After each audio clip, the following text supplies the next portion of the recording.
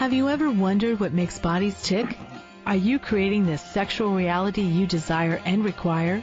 Would you like to know more about what else is possible with bodies? What if your fantasies are not as strange as you thought they were? What if you could learn to be kinder to your body and kinder to others' bodies? Would you like to create confidence in the bedroom and beyond? How has your sex life or lack of it affected other areas of your life? Have you lost your mojo and wondered where to find it? Everyone has the potency to be a sexual superhero. Get ready to listen, sense, and play with the sexualness that is you. Now, here is the host of The Pleasure Zone, Body Whisperer, Milica Jelenic. Hello, everyone. Welcome to The Pleasure Zone. I'm your host, Milica Jelenic, and tonight we're having an interesting topic. It's about the alphabet, because, I know a lot of you don't know the alphabet, and a lot of you have probably skipped the letter G completely.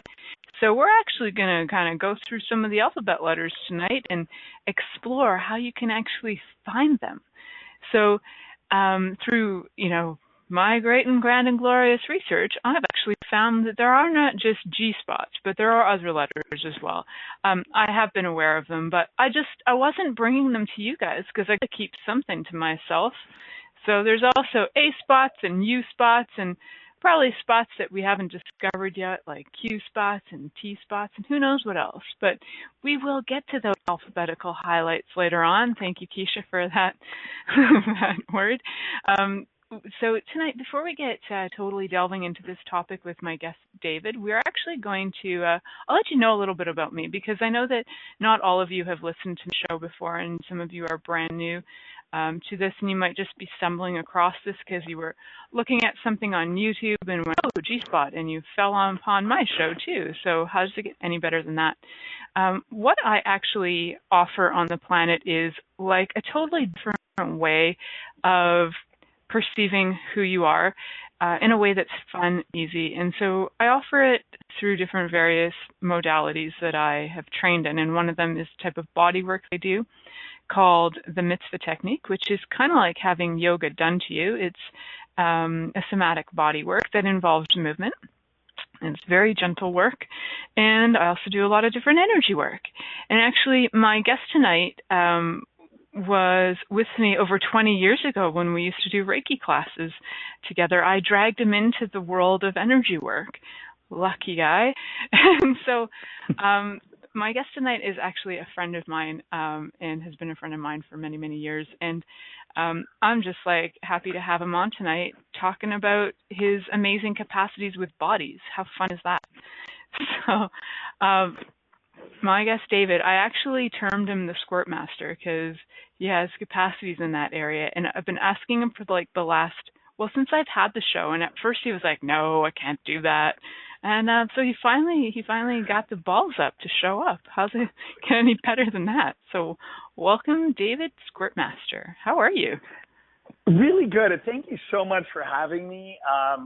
It's really an exciting story. The possibilities of what you can do sexually just keep opening, and it's really exciting when you just perceive and drop all your limitations. It is wicked fun. So for a lot of people who have the point of view that my body doesn't do G-spot, like what can we say to these people about that? Well, I'm gonna start with a story.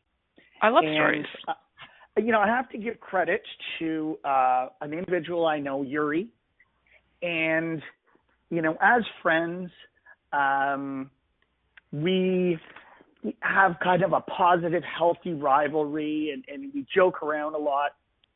And sometimes he goes on and on and on about squirting, and I had not mastered this technique. And I kept thinking that he was posturing. And I realized that he really wasn't. And so, it was years after years, I kept saying, Yuri, just come on, cut it out. You're making every single girl squirt. And I mean, he sounded like this squirt god. And I was like, this isn't possible. But there was this inner curiosity. And I just kept researching it on the internet. I was looking, and I'd seen this stuff before, this certain angle, and if anybody's ever looked and tried, you've seen this angle, and you go, wow, is that it? There is a little more dimension and dynamic than just that angle and a button. But it's not too complicated either. And so Yuri kept telling me these techniques, and bit by bit I would try them. And then, lo and behold, it became a consistent thing that just worked most of the time, if not all the time. And I went, oh, my God, this is just fascinating and awesome. On top of just having normal, really awesome sex, you open up a whole new door here. It's like opening the floodgates, right? It really is. It's Niagara Falls, and it's pretty amazing. And I always wonder where it all comes from. I really do. I look at somebody after, and I'm like, do you want a water? Because you have used up 6 towels, you've wet your entire bed 5 times over. Where's this coming from? You must be thirsty. And it's just a really strange phenomenon.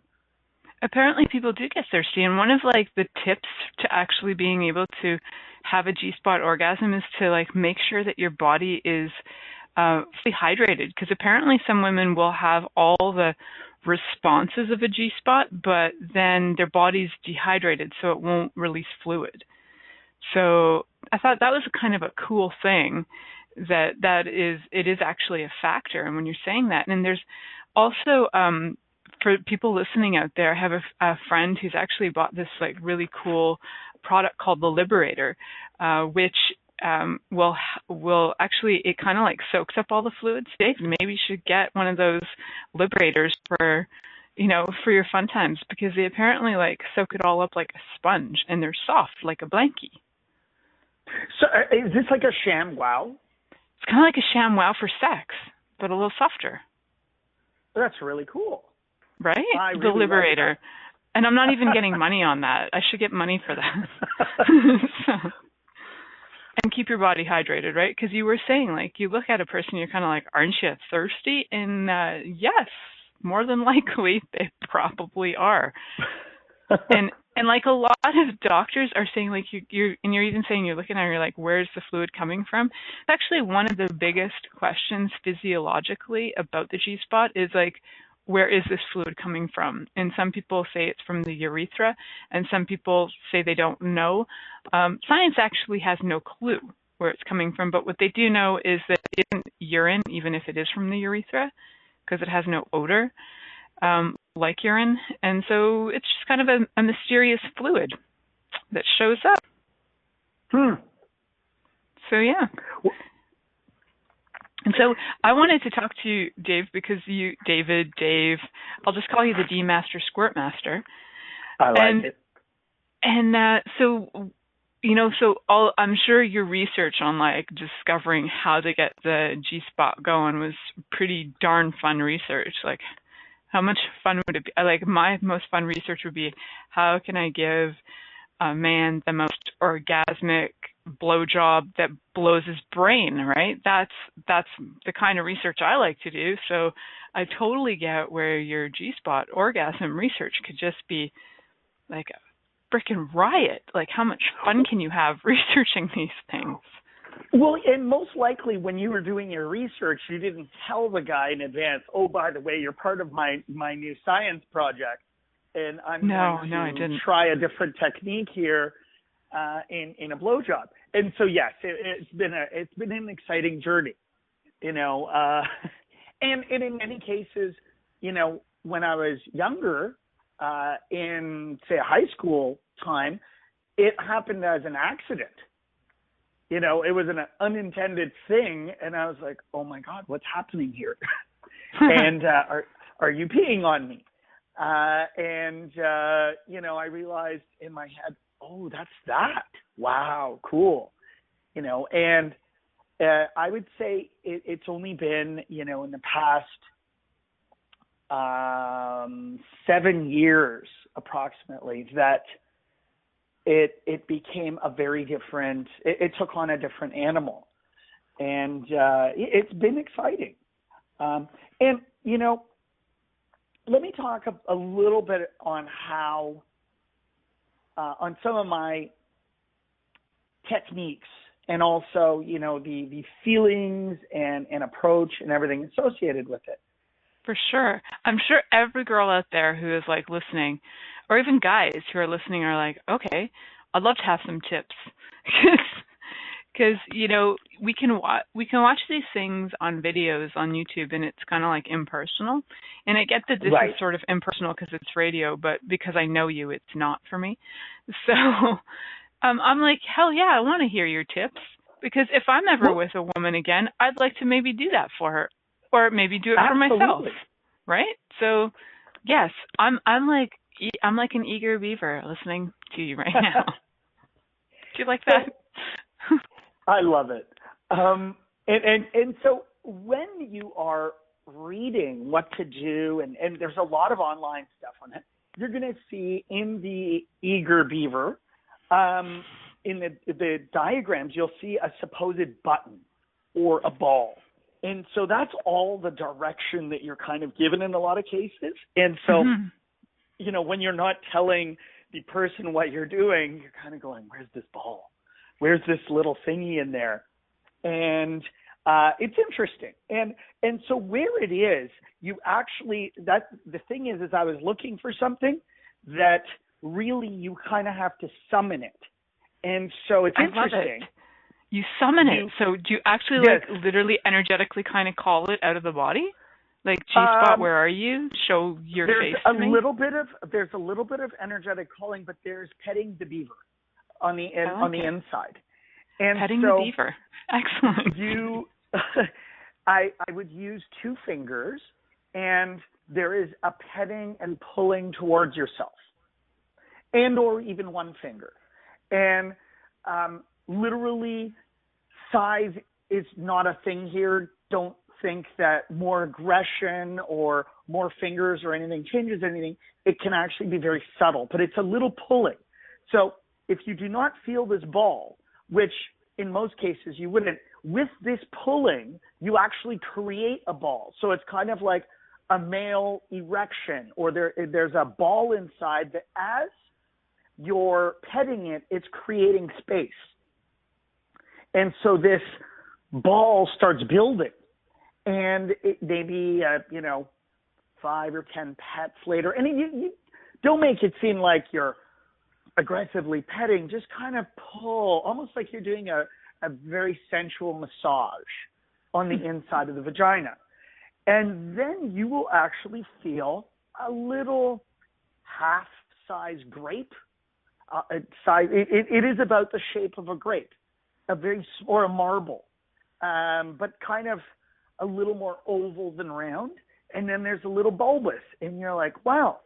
So now, once you get this little bulbous engorged, now you can actually kind of leave it, tease it a little bit. Don't just aggressively chase it, but keep it stimulated. And so you're petting the beaver and the bulbous inside. And once and this is step 1. Once you get that initial petting, these other steps, you want to kind of hold off on them, because once you have that initial engorgement, you can now switch angles, and it actually adds to the entire squirting. And so once you're in there, you can actually tilt your palm back, you can angle up further, and then you can, with your palm, start rubbing the outside and the pubic area, and actually moving it away. So as you're pumping inside, you're actually moving the pubic area back up towards the belly button. Okay, and then because that's kind of like opening up like the labia and like engaging the clitoris. Exactly. Okay, and then cool.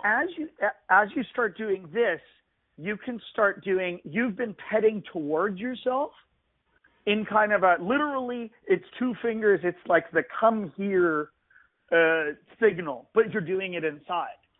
You now start putting a little bit of a backstroke to it, almost like if riding a bicycle, you're not always pushing down.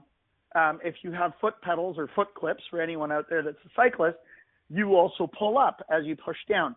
So on your backstroke, you actually push out towards the anus and you open up more space. So now you'll start feeling this area changing. It takes on a dynamic. It's kind of getting a little fluttered. It's excited, and keep pushing towards the anus, building the space, and then going back to petting. Build the space, go back to petting, and then use the palm. And all this excitement builds and builds, and then, wow. And then the floodgates open. And the floodgates. And it's funny because my friend told me this explained for years. And I kept going, nah, it can't be that simple. It really is, But I almost think there should be schools for it or better educational videos, We can talk about that another time. Is that what we're creating in our future? Excellent. David, we've always been creating strange things together, and why not this? That's awesome. But, yeah, no, it's interesting. What are your thoughts? Yeah, my thoughts are that is really kind of interesting and cool because, so from my perspective as a woman, I know that for most men, it's kind of like getting the golden trophy.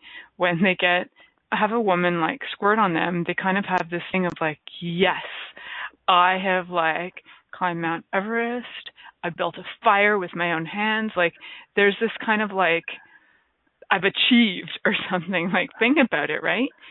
So I wondered if even just making it where for guys where it's like not like the end all be all target might actually make it easier to enjoy the whole process of it.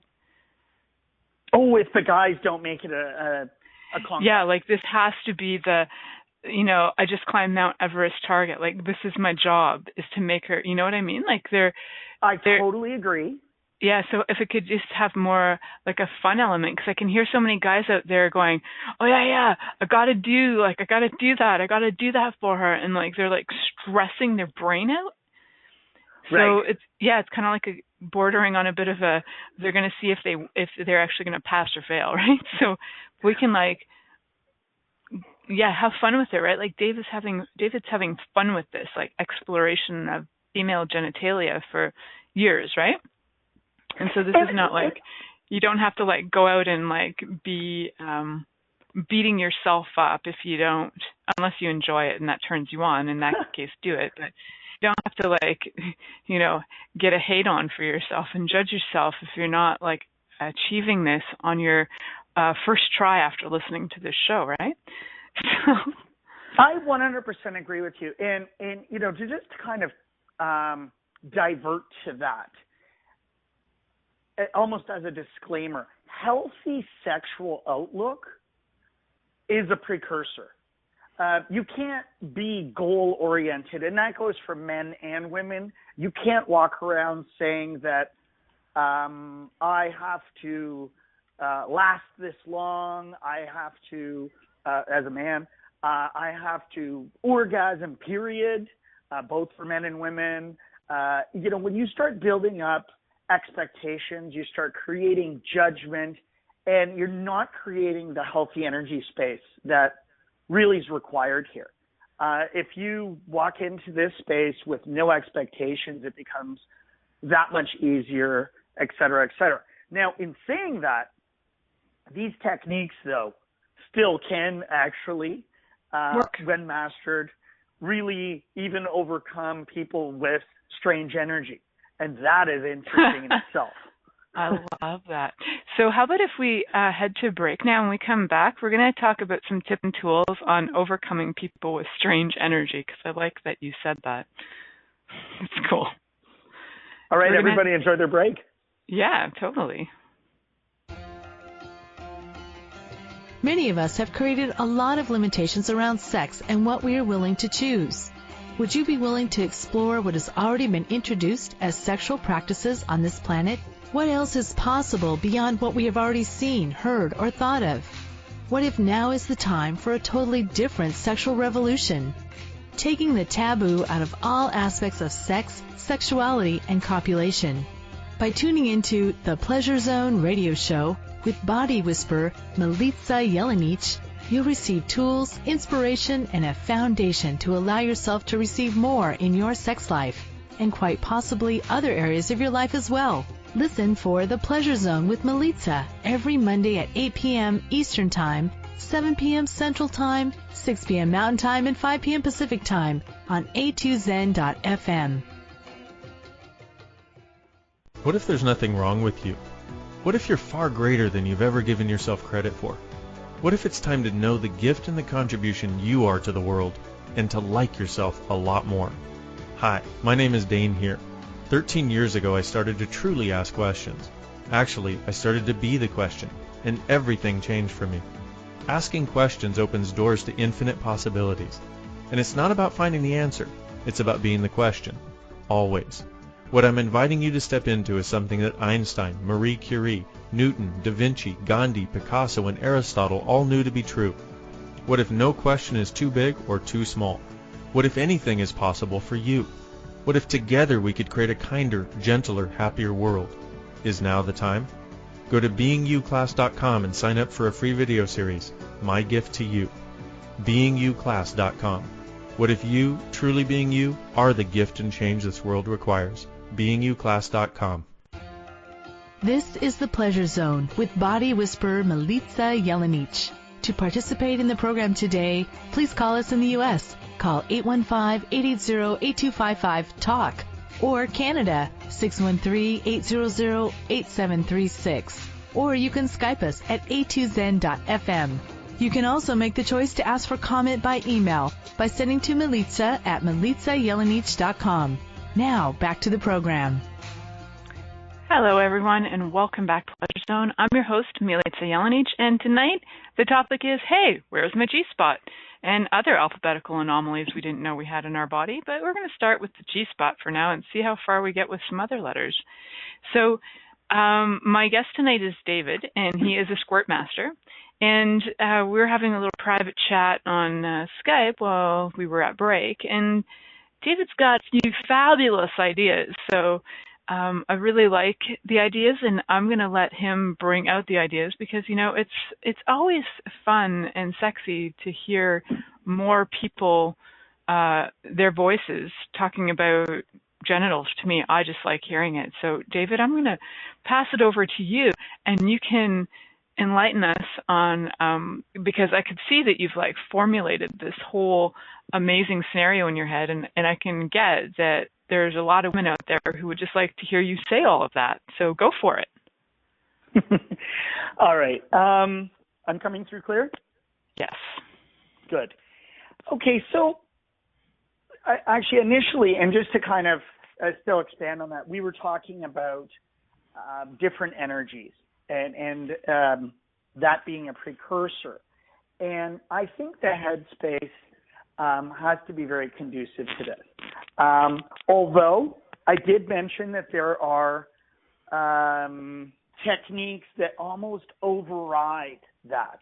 And that's the interesting component here. It sometimes makes, I guess, I don't know what energy the other party is feeling, but in a sense, I think they just feel so sexy and dirty in a positive way and go, oh my God, this is exciting and what's happening. So, you know, one of the techniques that we started discussing was the finger. And it shouldn't end with the finger. You still have the mouth, the tongue, the penis, you have toys, and there's other even expanded positions and things that go on beyond that, which is squirting with a 69, even autoerotic asphyxiation, or, you know, somebody squirting so much that you are literally being covered. And, it's almost cartoon-like. So it's a very interesting thing. Now, when I mentioned penis and finger, this comes into that precursor when we mentioned different types of energies. And in my experience, the penis works good after you do all that petting and getting the motor going. And then you can keep the motor going with a variety of techniques. And you also can do all that through oral too. So you don't actually have to, you can start with a finger and oral. And they are both very fun techniques. So for those of you who don't think they're fun and you have a lot of points of view about that, just consider starting easy and playing with like the finger and maybe like a quick lick just to test it out, because there actually are, I know this is going to blow your mind, David, but there are men out there who actually don't like giving oral. So, and there are women out there who don't too, right? So if you got a point right. about any of this and yet you're still curious, just, when the things come up, just like destroy and uncreate all your points of view about that and then see what'll show up, because it'll actually create way more space for you to have more fun, right? So I like the fingering and the licking simultaneously. This is awesome. And at first you also said the finger and the penis. So are you talking like penis in and finger in simultaneously? Because I have had that before and it was interesting. But I was like, wow, that can work. So yes, you can do the penis and the finger, but what I was talking about more was penis in with clitoral massage. Okay, cool. And ongoing pubic area. And you can really extend far away from the vagina and several inches, 3 inches away, and be doing a lot of pubic petting. It's not right in there with the clitoris. It's far away. And also other components to this where you can massage the stomach, and because the stomach holds a lot of energy, by touching the stomach and even in some cases pushing down on it a little bit, it can stimulate and get this going, because it's a different action than the standard orgasm. And sometimes it's even been said to have the girl try to pee, but it actually ends up not being pee. To just kind of try that feeling. And then what happens is it opens up a different channel and canal and everything. So for me, I'm one of those people who has to like relax to pee. Like I actually have to like be like almost half meditating. So for me, like all this like stimulation actually creates like a very funny thing for me. I personally have never had a G-spot orgasm. Okay. And I, in a way that I've never squirt on anybody, but I know that it's been stimulated. I know that it's been like right there, like on the verge, but I've never like squirted in somebody's face or something. So for me, it's like that sensation comes on, and then my body goes, I gotta pee, but then for me to pee, I have to totally relax. And usually this is where guys go, okay, I'm going to work it harder because she's almost there. And I'm like, wait a minute, I just relax. If you just like wait with me for 1 second and just stick your hand like on my crotch, I'll probably pee all over I'll like squirt all over the place. So though in like the moment, it's something that's really hard to convey across as a message, right? So from a guy's perspective, if a woman's in that place, like, would you actually want her to just like, what would you want from her? Would you want her to just tell you, hey, wait, stop? Like, or does that get offensive? Or like, from your point of view, what would you want to hear as feedback? Well, In a lot of cases, high levels of communication are great. And sometimes communicating even the day before, hours before, the lunch before, outside of the bedroom is best, because it takes away from any kind of mechanicalness, overthought, thinking period, and just doing and knowing and feeling. And when you mentioned that relaxation period, it is up to the other party, because it could be a girl doing it to a girl. It is up to the other party to listen to the best of their ability and know when to relax. And at that point, you can actually continue, because you get that stimulation and then you get that relaxation. And as I mentioned before, you need to kind of do a little bit of that push and pull, a little bit of that tease, because you're bang on right, no pun intended. You can definitely overstimulate somebody and make it, and then it starts seeming conquestial and like somebody's trying to achieve something, and really you shouldn't be there in that headspace trying to achieve something. It just comes naturally. And oh, that's great. It just does come naturally, doesn't it? Yeah. Such a nerd. So, I love that. Just all comes naturally. I know you have a lot more information, David, and we also have a caller online. I don't know if our caller is ready to ask a question, or if she's... So if our caller is ready for a question, we're ready for her whenever. So we're going to go find out about that. So we may actually just be jumped in the middle of it. Oh, she's unmuted. Awesome. Hi, caller. How are you? Oh, I'm fine. How are you guys? My name is Jill. Do you have any questions for David? Well, I was trying to ask a question. Well, what you just said is, it sounded almost like David was asking your partner to be almost like a mind reader. I mean, I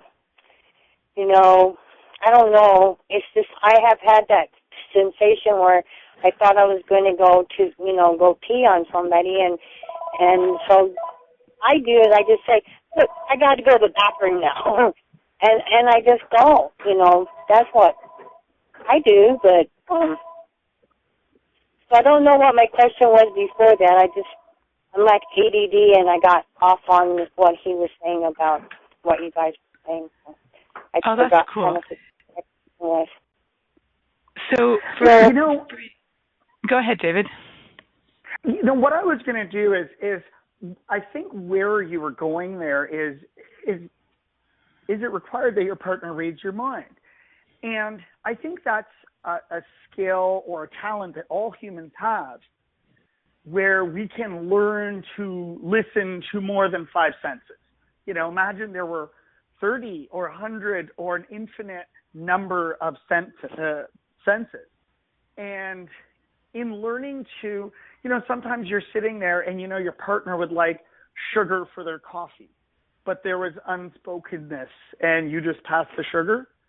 It's kind of like that. Oh, okay. And so it's learning awesome. to dance together. It's like energetic communication, really, which is like really truly our first language, where we all have that. It's just that we throw in verbal communication and make that more valid. So if we actually did go to that energetic communication like you're talking about, David, how much more pleasure could we actually gift our own bodies and everybody else's body? Exactly. Did that help, caller? Yeah, I love that energy of that. Yeah, it's cool.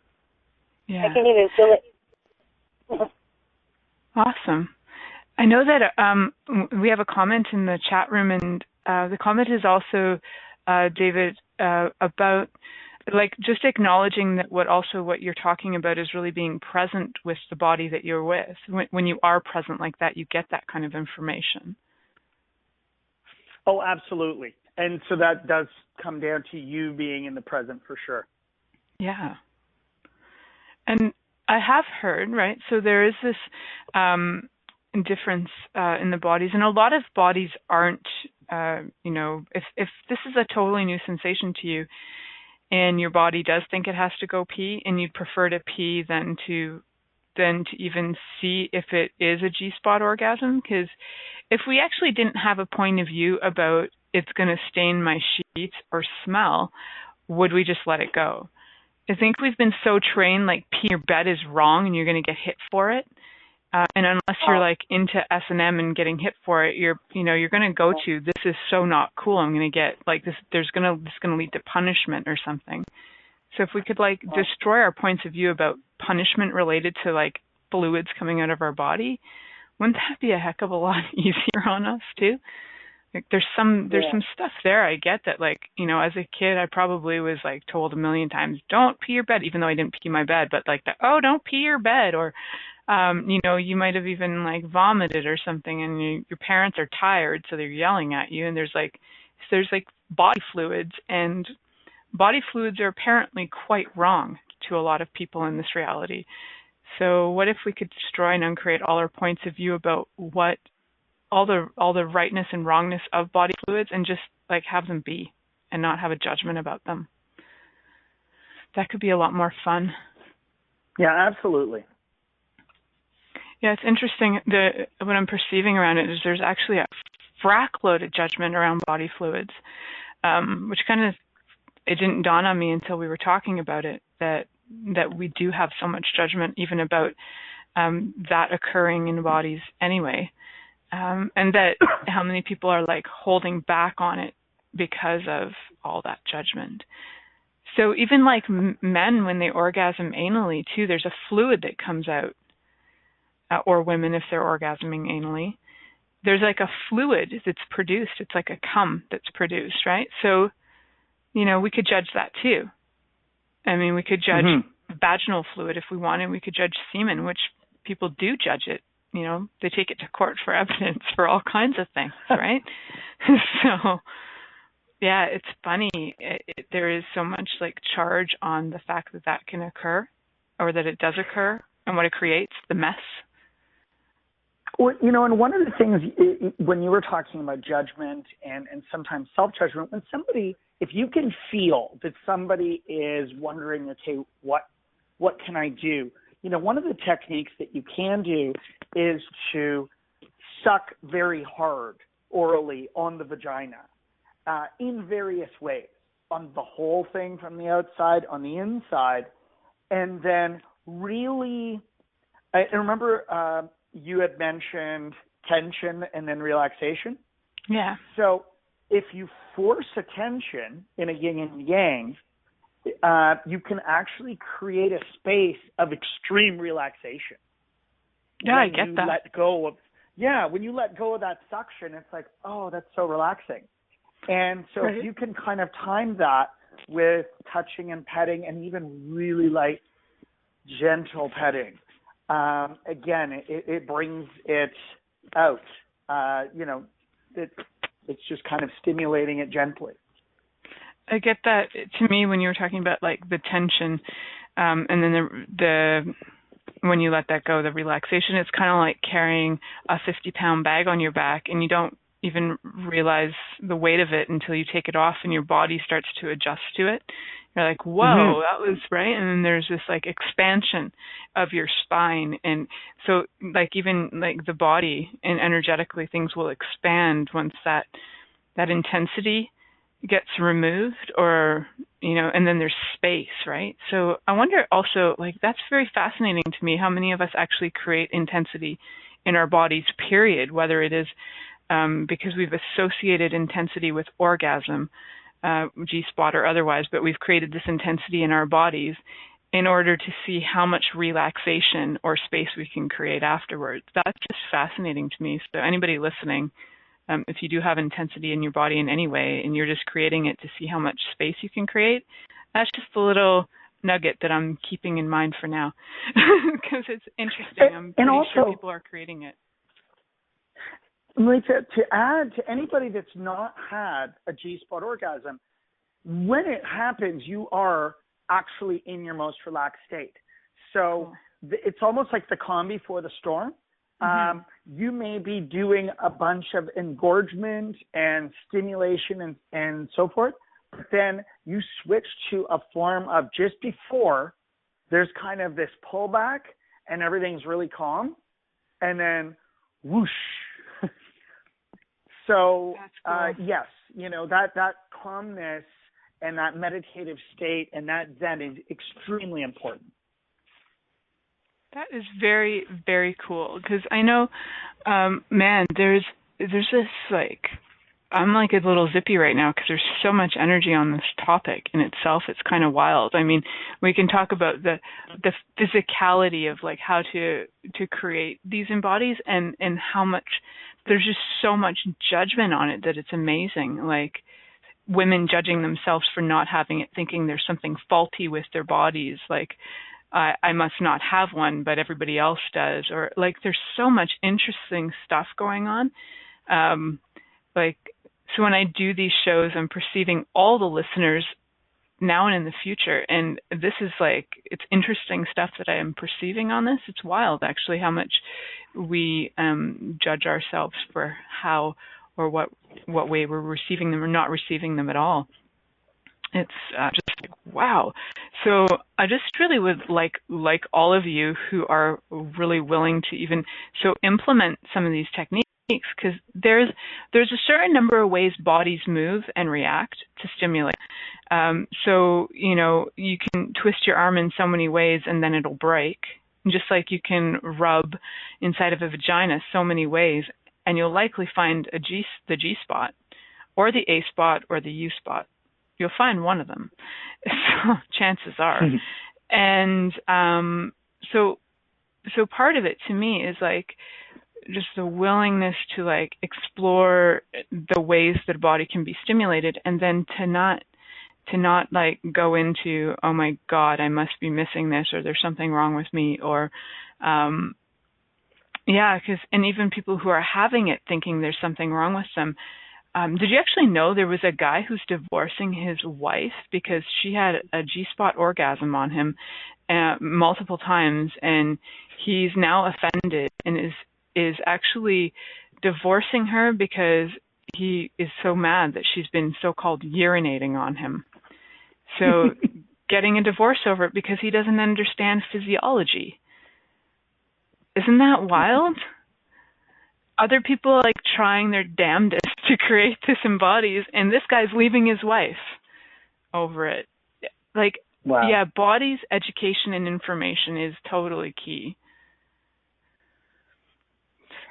And, I think as we've been repeatedly covering, really it's the understanding, the being present, and just sometimes exploring the possibilities of sexuality and getting rid of perceptions and preconceived ideas and exploring any possibility.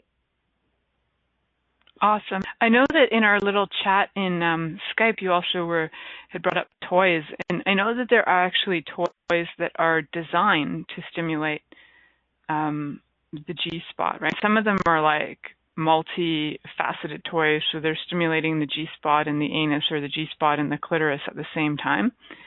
So, yeah, how much fun can people actually have, like adding some of these in? And even for like first-timers, just for fun, just to try it out, so that you as a guy are not, or as a woman, whoever is the gifter of the G-spot, you're not like there judging yourself for your capacities or your talents or your abilities. Again, it's more about like exploration. So, yeah, would you like to talk a little bit about how much fun you could and what kind of toys you might want to play with to add to that? Well, and to add to the toys that you mentioned, which are, like a two-pronged toy that will stimulate either the anus or the vagina or the pubic bone and the clitoris, because you can use it in a variety of ways. There's another thing, which is the pussy pump. And it's used in a variety of ways, but one of the techniques is engorging the clitoris and the entire area, and to various degrees.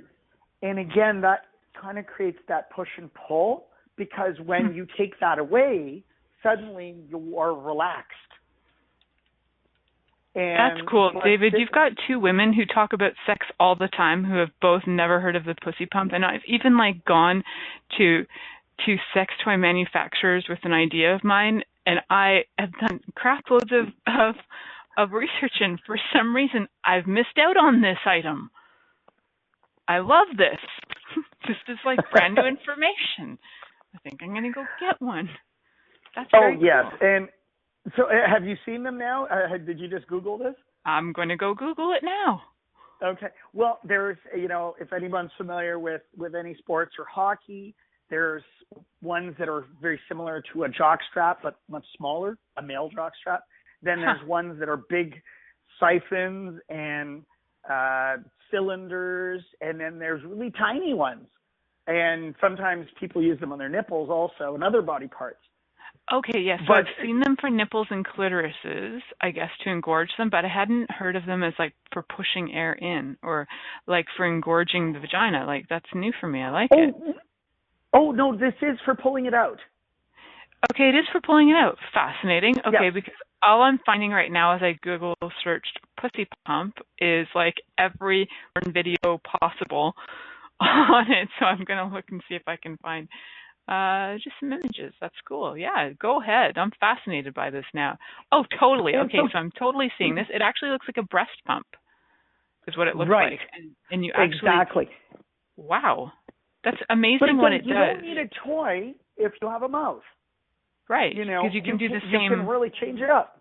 Yeah, you can be like 20 different toys where you can go small, medium, big, and you can control different suction levels and different engorgement, and do engorgement with tongue tickling and all kinds of stuff. And the engorgement is very, very. I'm like now dumbfounded by the engorgement because I've never seen it before. And it's actually fascinating for any of you who want to check it out. So do Google search it.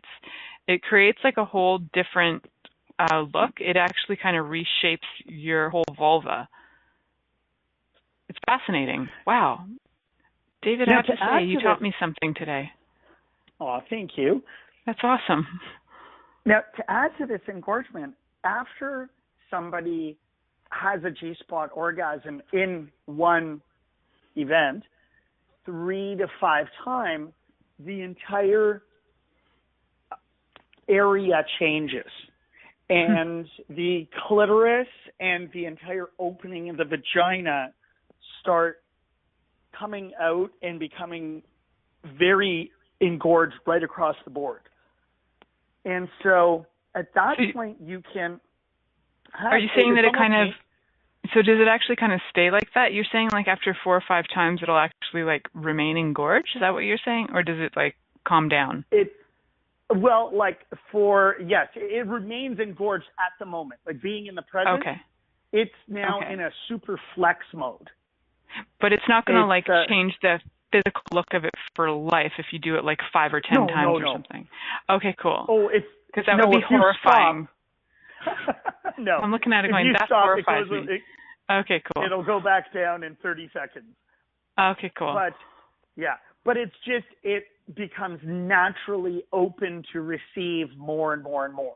Because after you've had 5 very intense squirts in, say, 20 or 30 minutes, your body's saying, I want more.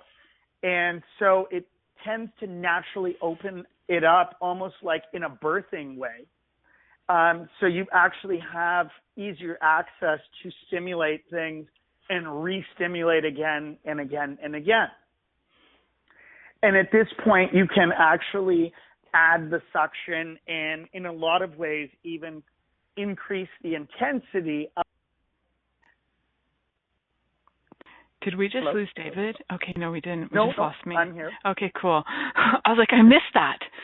Okay, we're good. Sorry.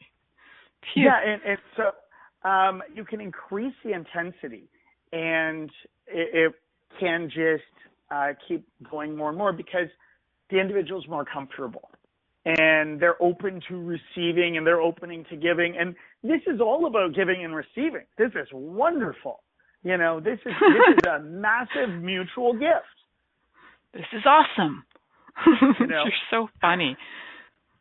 Well, and you know, you and I were having the show prep the other day, and you know, we were talking about sometimes guys,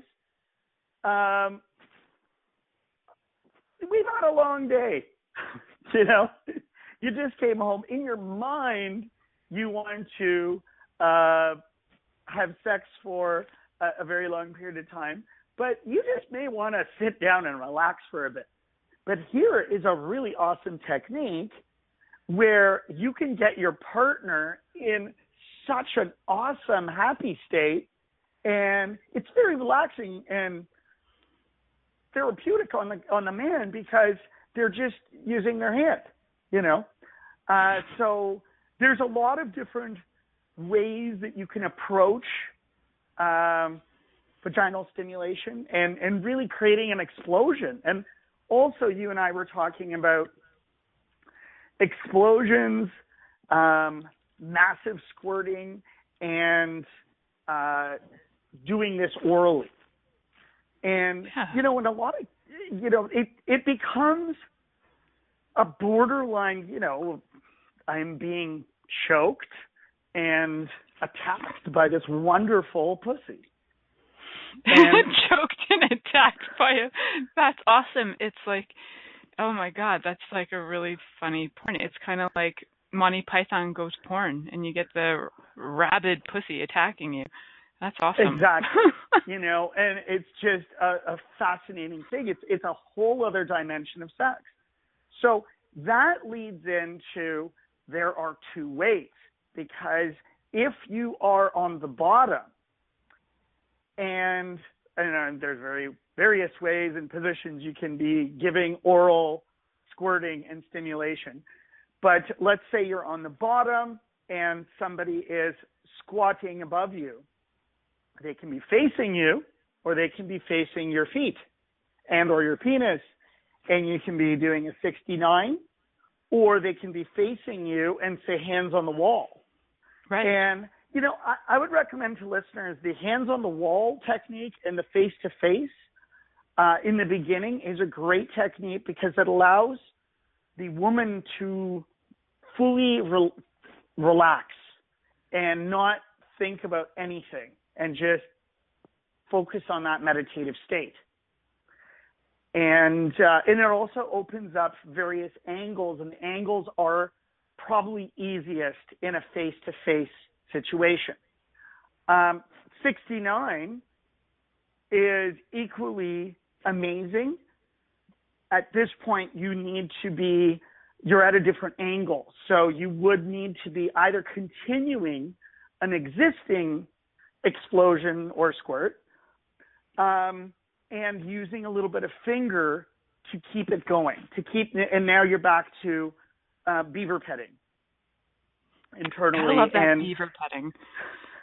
Darling, you have 1 minute left to, you know, get all the listeners hot and heavy and send them off in a sweaty way. So go for it. Now it's 45 seconds. I know, the show goes so fast. Everybody out there, cast all your judgments away. Give it a try. Don't think about it. Talk about it before you do and go and have sex. Don't talk about it in the bed. And, you know, keep in touch with Milica about energetic learning and learning to listen to your partner. She's a wonderful teacher, and thank you so much for coming out. Thanks and for if having you'd like me, to get a hold of David, he's anonymous on the show today, but you can contact me through Facebook or through my website, and I'll put you in touch with him. I'd be happy to. And yeah, when I do have my next classes, you're welcome to show up and come to them. And one day, David and I will be co-facilitating a bars class, right? Yes, for sure. Thank you for choosing to listen to The Pleasure Zone. Thank you. Milica Jelenic will return next Monday at 8 p.m. Eastern Time, 7 p.m. Central, 6 p.m. Mountain, and 5 p.m. Pacific on a2zen.fm. We hope you'll join us. Until then, have the best week of your life by choosing to be turned on and tuned in to your body.